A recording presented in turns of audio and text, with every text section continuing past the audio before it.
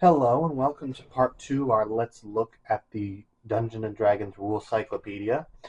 We finished spells, what else did we finish? We finished spells, which is the majority of what we read. Character classes and races, well, there's only one race. There's human and demi-human. We're moving on to equipment. So to start, we're doing money. So some quick notes on money in D&D game. Starting gold, beginning characters receive a one-time sum of 3d6 times 10 gold pieces. You know what? Let's actually do that. Let's see how much gold we get, just for fun. It's 3d6? Yep. 3d6. So we get 90 gold pieces, which isn't a lot, but I don't know. Let's look at equipment. So we have 90 gold pieces. Cost, okay, so, well, bows would be expensive. Bludgeons, daggers, pole weapons are pretty cheap. Wow, a lance is the most expensive at 10 gold. Shields, what? Shield weapon, what in the world? Shield horn, shield knife, shield sword, and shield tusked. I I don't know what shield horn, knife, or tusked is. I assume sword is just sword and shield, but I don't know. But why are shield sword and shield tusk 200 gold each? That's insane. Swords, they're pretty cheap. Short sword, normal sword, bastard sword, one-handed and two-handed, and then just a two-handed sword. Okay. So short sword is a 1d6. I believe it still is a 1d6 in 5th edition. I I can check real quick because I have the book with me. And I got my pens. Sorry. So let's bust open the player's handbook and go to equipment. Short sword is 1d6, so it remains the same. That's interesting. I guess it just carried over all that time. Sword's already done. Old other weapons, blowgun up to 2 inches up to 2 inches or 2 feet. I think it's inches. Blowgun 2 inches up. Bola Acestus, which is actually kind of interesting. They don't have anything like that in 5th edition. Holy water is just considered a weapon, a D8. That's weird. A net does no damage, but I guess it probably, hinders the target's movement. Oil burning, rock thrown. Hold on, how much is a rock? A rock is 1/10 of a gold. Holy water is 25 gold, geez. A sling is 2, and then a whip is a 1d2. I don't even know if we have d2s. That's literally a coin flip. I don't think, yeah, I've never heard of a d2. But over here we've got notes on weapons. Oh, okay. So we've got A for the weapon's normal load of ammunition. It's already included in the weapon's encumbrance. C, clerics may use this weapon. Druids may too if they find a form of this weapon with no metal or stone parts. Okay. M is missile weapon, never used as a melee. N is a net. Net costs 1 SP per square foot of surface area, and I have an encumbrance of 1 CN per square foot. A medium net 6x6 would cost 36 silver pieces, 3.6 gold pieces, and have encumbrance of 36 CN. Okay. And R means this weapon can be thrown, but it is only rarely used this way. Only characters at the expert or greater level of weapon mastery can throw this weapon in combat. Okay. S. This weapon has special features. Read the weapon description. T. This is a hand weapon that may also be thrown. V. This weapon may be set versus a charge. What does that mean? That's weird. W. Magic users may use this weapon at the DM's discretion. Capital HH. This weapon can be either used one-handed or two-handed. Okay. 2H. This weapon requires 2 hands for use. Okay. S. Small, M. Medium, and L. Large. Weapon special effects on a table. I'm sorry, I shouldn't be turning the page. Weapon special effects table. Victim's level or hit dice. Okay. Oh, okay. Failed saving throw results bola, net, or whip. So entangle, slow, delay. Blowgun by poison. And if I recall, Poison in this edition is a saving throw, and if you fail, you die outright, I think. Ammunition table tells you how much a blowgun dart, a bow arrow, crossbow, sling would cost. And then we get into the actual descriptions of weapons, like a bola. I want to go to net. Well, bola, let's look at this. Weapon is a cord with weighted balls on the ends. It causes very little damage, 1d2 points, which is, yep, 1d2. That's also the whip. It causes very little damage, but may entangle, slow, or delay the victim. Okay. So like I thought, I want to go to net real quick. So I'll read over. We got club, crossbow, bow short, cestus, which is really interesting to me. Is a sort of glove or thing wrapped around the hand. It has a rough cutting edges on the back so that a punching attack will inflict more damage on an opponent. If the campaign uses this optional rules for true weapon use, the character does not suffer the -4 penalty for the cestus worn on his offhand. Okay. There's net. I found net.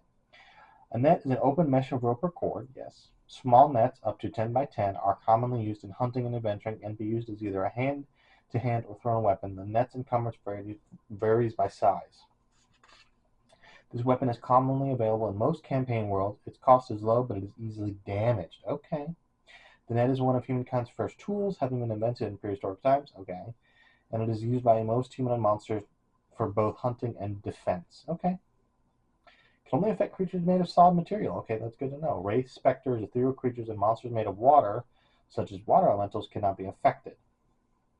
It applies no damage, but does entangle, slow, or delay. Interesting.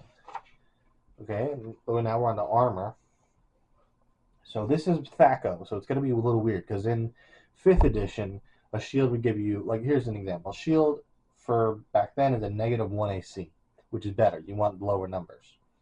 In D&D 5th edition, it's a +2. So right off the bat, a shield is a -1. So like say you have a plate mail, which is 3 armor, -1, you have 2 AC. I'm not familiar with Thaco. I've never played with Thaco. I only know it at a cursory glance. But if I recall, the lower the number, the better.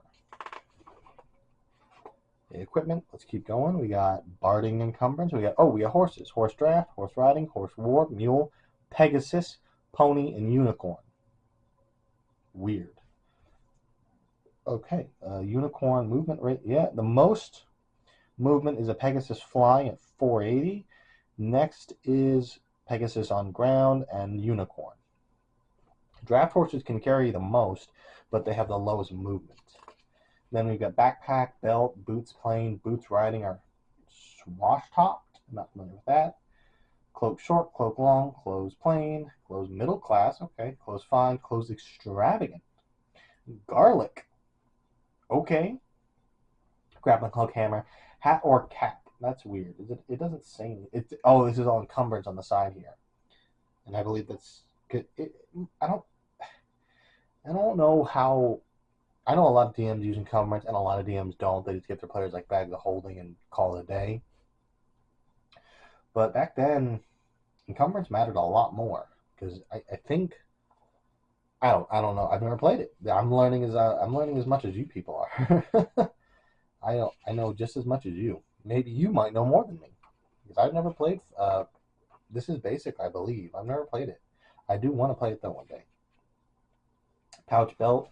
Capacity 50 CN, so that increases probably your encumbrance a little bit. You probably can't hold. You can probably just another holding material. Tinderbox, torches, water skin / wineskin, wolfsbane. Oh, okay. And we got more descriptions like the cloak game. The D&D game gives no special benefits to characters wearing cloaks, but the DM may decide that a character caught in cold weather without a cloak or similar garment could eventually suffer from exposure. Okay. Clothes. A character is presumed to start play with 2 or 3 sets of clothes of the plain variety. Garlic. Here we go. This is an aromatic herb that repels vampires and some other undead. Okay, so it does have a purpose. Land transportation, water transportation, water vessel descriptions. We got riding, land transportation. We got a camel, horse, mule, and pony, which we already saw. Sailing vessels. Here we go. We got boat, river, boat sailing, canoe, galleys, lifeboat, rafts, sailing ships, troop transport. Cost 30,000. A war galley, 60,000 gold. That's a lot. That is a lot. Still equipment here. Siege equipment, okay. Ballista, catapult light, catapult heavy, trebuchet, boar. It's a boar. And then ram battery. Hold on, let's see what a boar. A boar is a long, heavy, log-like device hung from chains. Its metal tip is similar to a corkscrew. Instead of being carried, it rests within a cradle of chains so it can be freely rotated. Oh, it's literally like a boring tool. Okay, okay. And then, oh, we got some examples of war equipment. Belfry, galley. What is it? Gallery shed. Gallery shed. Is that on here? I like to see that. It is not. So I have no idea what a gallery shed is. Hoist. I know what a hoist is, and I know what a ladder are. No idea what a mantlet or I know what a timber fort is. But other characters' abilities: weapon mastery. Human characters gain one new weapon choice at each of the following experience levels: 3, 6, 9, 11, 15, 23, 30, and 36. Okay. Weapon choices. With the weapon mastery rules, when a human character started, he does not know how to use any weapons. He is given weapon choices so that he may choose to learn individual weapons. Demi-humans do not gain or use weapon choices due to their longer lifespans and wilderness-oriented lifestyles. Demi-humans characters start with basic skill on all weapons, not restricted from their classes. However, demi-humans can increase their weapon mastery through training as outlined below. Okay. That's interesting. Weapon choice by experience level table. So experience level, fighters, all others. Plus one weapon choice per 200,000 XP above the character's maximum experience level. Okay. Interesting. Then we have chance of training success. Okay, so I guess that's just, oh my, right here. Basic is a 60, skill isn't it? If we're going for no knowledge, 60, 80, 95, 99. Okay, so that's a lot. Special results. Oh my, that is a chart. That is a chart. Then we've got special effects for blowguns and net, blackjack, bowling, and whip, which is basically just like like right here. Victim's level or hit dice up to level 1, saving throw none, blowgun death. So if you only have one hit die and you get hit by a blowgun, you're dead. And then it goes up to loss of 75 HP plus paralysis, loss of 50% as your level or hit die goes up. And if you're 16 plus 1 or more, plus 5, loss of 10% HP. Okay, so the higher level you are, the better. And then we got blackjacks, which is looks like it's a non-lethal damage, knockout, stun, delay. Save versus Death Ray. Why is Death Ray there? Okay, that's weird. Weapon using monsters. Monsters may use weapon mastery rules if they ordinarily use weapons to attack, just as with player characters. A monster must find a trainer willing to teach it. Maximum possible skill determined by its intelligence as given in the mastery limits for weapon using monsters table. See Chapter 13 for advice on determining monster intelligence scores. Okay, that's a fair distance away, but that's interesting. Sample skills. Oh, here we go. Sample skills. Strength. Okay, so intimidation was originally a strength skill, along with muscle and wrestling.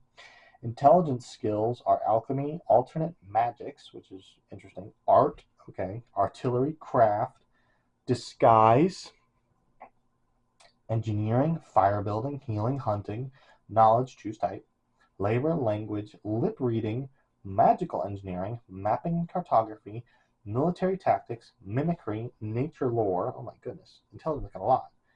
And then we have, what was I? Nature lore, navigation, planar geography, profession, science, shipbuilding, signaling, snares, survival, tracking, veterinary, healing, wisdom skills, animal training, art, bravery, caving, oh boy, ceremony, danger sense, detect deception, gambling, long distance, mysticism. And then dexterity skills are acrobatics, alertness, blind shooting, cheating, okay, escape, mountaineering, piloting, quick draw, riding, stealth, constitution, endurance, food tasting. Is that like if you're trying to detect poison or something? Charisma skills are acting, bargaining, deception, leadership, music, persuasion, singing, storytelling. So just looking at this, there's a lot of skills that are the same into 5th edition, but there's also a lot that have been moved. Well, no, a lot of them are still the same. Intelligence has a lot, though. Like, I think art would probably fall under charisma now. Craft might fall. No, craft would stay the same. Disguise would definitely fall under, like, dexterity or something. And then it has all of them: artillery, danger sense, all of them laid out for more of a descriptive, with more description. And then we have movement. Time is handled somewhat differently in the D&D game than it is in real life. Time that the player's experience is called real time. Time that the player's experience is called real time. Time that the character's experience is game time. In D&D games, the passage of time experienced by the characters is usually compressed. A game can take as little as an hour of real time or up to 12 hours, even longer with tireless players, but the real time may represent days or weeks of game time. Game time is not always longer than the actual real time. Combat in some role-playing can take much longer than the actual game time. For example, it may take half an hour of real time to play a battle that lasts only a few minutes of game time. So yeah, that's about the same. To you it's an hour, to your character it could be hours, days, maybe even weeks. You got rounds, turns, and days, skip time, assumed defined actions, distance, movement, feet versus yards. Still going in movement. Character movement rates and encumber table. So encumbrance probably affects your movement.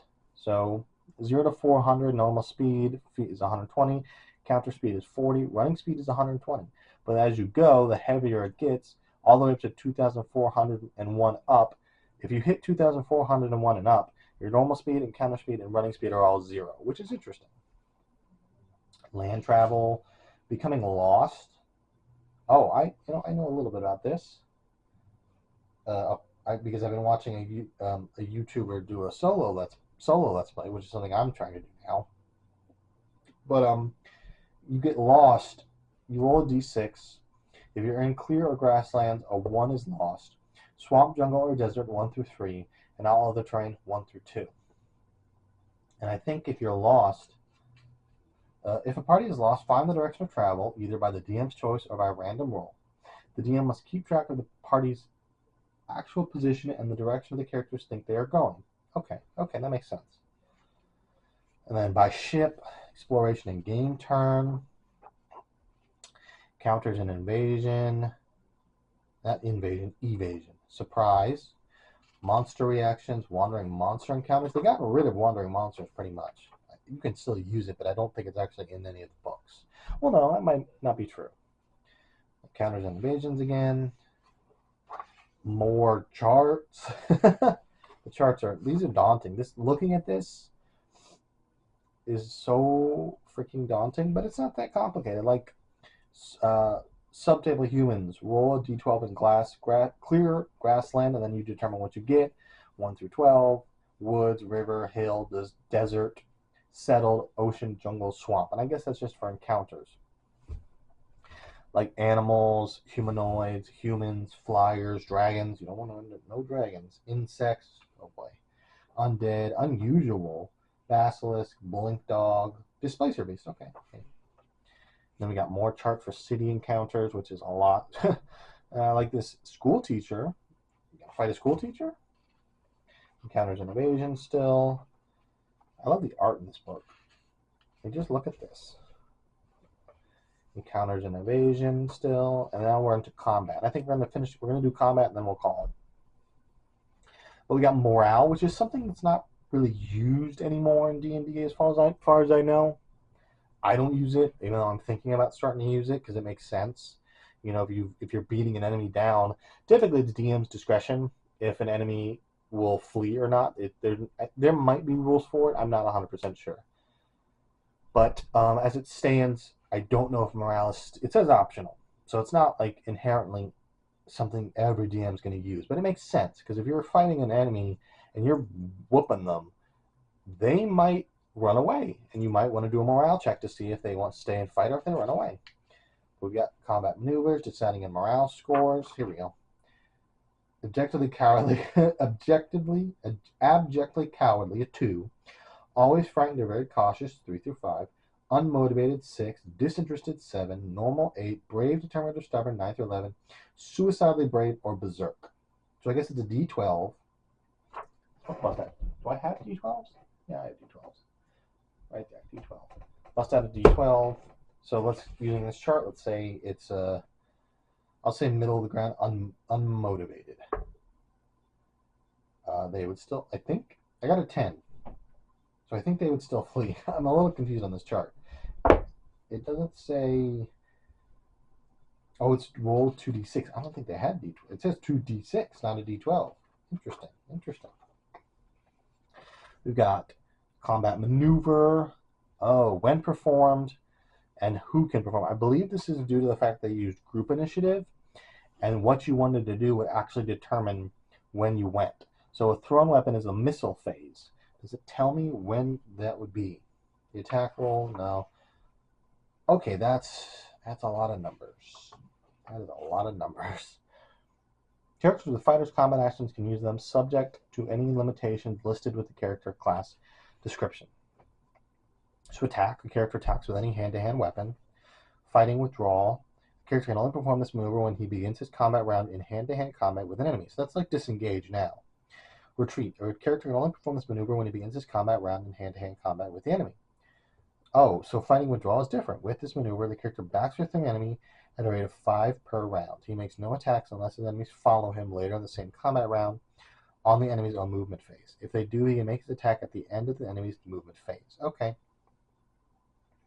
And then retreat is the character runs away from the enemy at greater than half his encounter speed. Okay, so fighting withdrawal is like backing away. It's like what's the word? It's like backing away while still in combat, and then retreat is just full on I'm running.